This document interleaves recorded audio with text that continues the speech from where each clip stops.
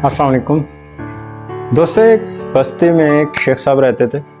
उनकी एक बार मुर्गी गुम हो गई। उन्होंने पूरी बस्ती के लोगों को, एक एक बंदे को पूछा कि मेरी मुर्गी कहाँ। अपने नौकर चाकरों को मुर्गी ढूंढने पे लगा दिया, लेकिन उनकी मुर्गी नहीं मिली। उन्होंने पूरे गांव की दावत करी, एक ऊँट काटा, दस्तरखान पे सजाया, सबकी खाना खिलाया। उसके बाद उन्होंने अपनी मुर्गी का जिक्र करा। उन्होंने कहा मेरी देखो मुर्गी गुम हो गई, इस चीज़ को सीरियस लो। हमारे गांव में कभी चोरी नहीं हुई, ये पहली बार हुआ है कि मेरी मुर्गी गुम हुई है। मुर्गी मेरी ढूंढने में मेरी मदद करो। लोगों ने उस टाइम उनके दिमाग में ये बात आई कि ये कैसा खपती शख्स है, एक चंद पैसों की मुर्गी के लिए इतनी महंगा ऊँट काट के सबको खिला दिया, ये खपती इंसान। खैर बात आई गई हो गई, लोग अपने घरों में चले गए। बूढ़ा शख्स बहुत परेशान रहा। वो जब भी किसी को मिलता तो अपनी मुर्गी का जिक्र ज़रूर करता। कुछ दिन के बाद एक शख्स की बकरी गुम हो गई।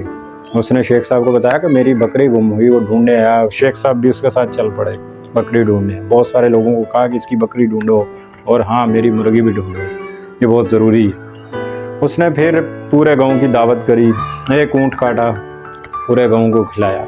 कहा कि देखो इस शख्स की बकरी गुम हुई है, इस शख्स की बकरी ढूंढने में इसकी मदद करो, और हाँ मेरी मुर्गी को भी ढूंढने में मेरी मदद करो। हमारे गांव में कभी चोरी नहीं हुई, ये दूसरी बार ऐसा हुआ। गांव के लोगों ने कहा कि देखो यार, एक बकरी के लिए, एक मुर्गी के लिए तुम दूसरा ऊँट काट चुके हो, फिर भी तुम वही बात कर रहे हो। बात कोई करने वाली करो। लेकिन लोगों ने फिर भी अवॉइड करा बात को, इधर की उधर निकल। वो शख्स बहुत परेशान हुआ। खैर उसकी परेशानी ख़त्म नहीं। कुछ दिनों के बाद गाँव में एक भैंस चोरी हो गई। भैंस चोरी हुई तो उस शेख को जब पता चला, जब लोगों ने उसे कहा कि ये एक भैंस चोरी हो गई, वो शख्स फिर लोगों के घरों पे गया। एक बस्ती वाले को उसने बोला कि देखो गांव में पहले मुर्गी चोरी हुई, फिर बकरी चोरी हुई, फिर भैंस चोरी हुई, फिर उसने ऊँट काटा, पूरे गांव वालों की दावत करी। अब गांव वाले उससे लड़ने पे आ गए। उन्होंने कहा देखो अब तुम हमारी बर्दाश्त से बाहर होते जा रहे हो, तुम्हारी मुर्गी गुम हुई, तुम्हारा बकरी। अब बूढ़े के जो बेटे थे उन्होंने कहा कि ठीक है हमारा बाप है। थोड़ा लोगों को समझाया और शर्मिंदा हुए लोगों के सामने कि हमारा बाप बार बार अपनी मुर्गी का जिक्र कर रहा है।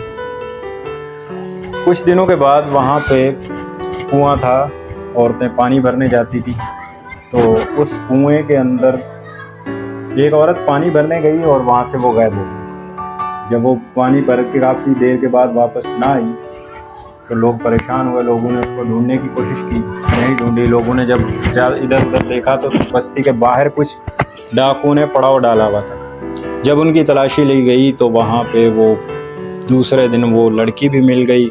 जब उनके पूरी अच्छी तरह तलाशी ली गई तो उनमें से देखा मुर्गी के वो पर वगैरह वो दफन किए हुए थे। उनकी बाकियात जो होती हैं, बकरी की बाकियात और भैंस की बाकियात, उस औरत बच्ची को उन्होंने रेप करा, उसके बाद उसका कत्ल कर दिया।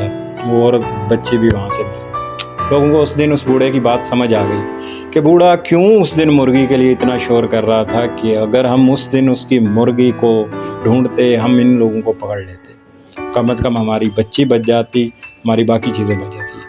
बूढ़ा बहुत समझदार, दूर अंदेश था, लेकिन लोगों ने उसकी बात को इग्नोर करा। बाज़ दफ़ा हमें बहुत सारे लोग बड़ी दूर की बात समझ के मामूली चीज़ को, वाक़े को लेके हम बोल देते हैं कि मामूली वाक़या, लेकिन उस मामूली वाक़या जुर्म का पहला काम है, पहला रास्ता होता है, वो बहुत बड़ा रास्ता बना देता है। जैसे कोई भत्ता भी शुरू होता है 2 रुपये से ख़त्म होता है, तो टैक्स भी शुरू होता है किसी पे। पाकिस्तान पर आई देख लो, 2 रुपये पेट्रोल बढ़ाया अवाम ने, कुछ नहीं। 4 रुपये बढ़ाया, कुछ नहीं। 10 रुपये बढ़ाया, कुछ नहीं। आज 20 रुपये बढ़ा रहे हैं, कोई प्रॉब्लम नहीं। जब आप बोलना छोड़ देंगे, तहकीक करना छोड़ देंगे, खामोश रहना सीख लेंगे, तो ये बात अब तय है कि आप पे जुल्म होता रहेगा। तो हमें याद रखिए।